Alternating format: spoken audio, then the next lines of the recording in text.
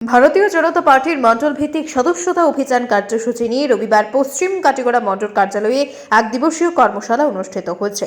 মণ্ডল সভাপতি সুব্রত চক্রবর্তীর সভাপতিত্বে অনুষ্ঠিত কর্মশালায় প্রথমে তিনি স্বাগত বক্তব্য রাখেন।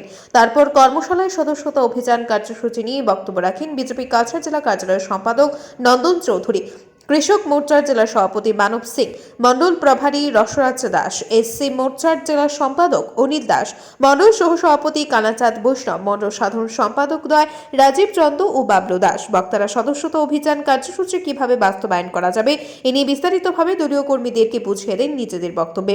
আগামী 1 সেপ্টেম্বর থেকে এই অভিযান শুরু হবে। সমগ্র দেশে 1 মাস ব্যাপী এই অভিযান কার্যসূচি চলবে।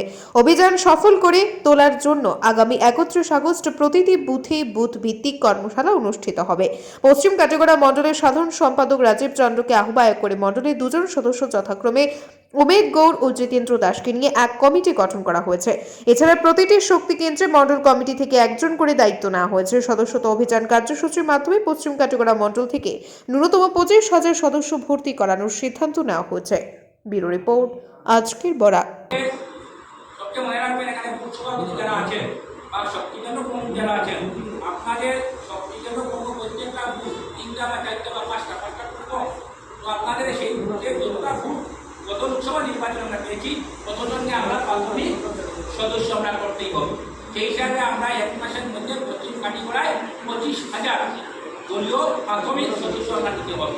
এটা আমরা টার্গেট রাখতে হবে। সেই হিসাবে আমরা 1 মাস ব্যাপী আমরা কাজ করবো। সুতরাং তারপরে অনেকে ভাবছে অ্যাক্টিভ মেম্বারশিপ করতে হলে এরকম অনলাইনে কোনো অ্যাক্টিভ মেম্বারশিপের গাইডলাইন আসেন, ওনারা করবে। তো এটা হিসাবে একটা প্রাথমিক বলা হয়েছে আমাদেরকে যে প্রায় 100 মেম্বারশিপ আমরা করবো এবং অনলাইনে যখন ফর্ম আছে সেই ফর্মটা আমরা ফিল আপ করবো। আর মেম্বারশিপ করতে হলে এবার আমরা যখন লাস্ট ইয়ারে করেছি 100 মেম্বারশিপ, আমরা অ্যাক্টিভ মেম্বারশিপ আমরা হয়েছি প্রাথমিক মেম্বারশিপ করার পর, কিন্তু আমরা ফর্ম ফিল আপ করেছিলাম, আমরা টাকা দিয়েছিলাম 300 টাকা বা 200 টাকা। এবার কিন্তু এবার হবে না, 100 টাকা দিতে হবে এবং সেই টাকাটা ক্যাশ লেনদেন হবে না, নময় অ্যাপসের মাধ্যমে ডিজিটাল মাধ্যমে সেই 100 টাকা দিতে হবে।